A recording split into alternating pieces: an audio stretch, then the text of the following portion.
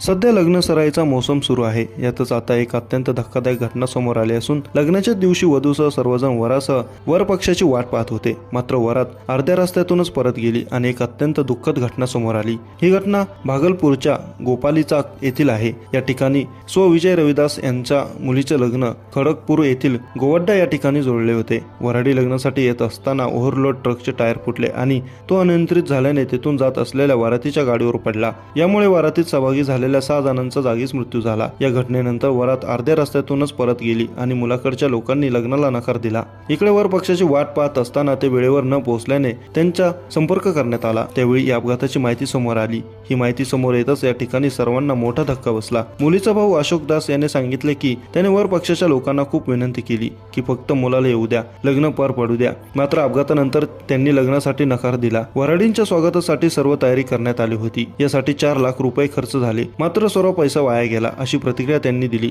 दरम्यान या दुर्घटनेनंतर 6 जणांचा मृत्यू झाला आहे. यामध्ये वर पक्षाचा भाऊ, पुतण्या, मित्रांसह शेजाऱ्यांचा समावेश आहे. वराने येऊन हा लग्न सोहळा पार पाडावा यासाठी मी आता प्रयत्न करणार आहे असे वधूच्या भावाने सांगितले. दरम्यान अपघातानंतर ASP आनंद कुमार यांनी सांगितले की टीम तयार करण्यात आली होती. ओव्हरलोड गाडी चालू नये यासाठी आम्ही रणनीती तयार करत आहोत. तसेच या प्रकरणी कारवाई केली जात असल्याचे त्यांनी सांगितले.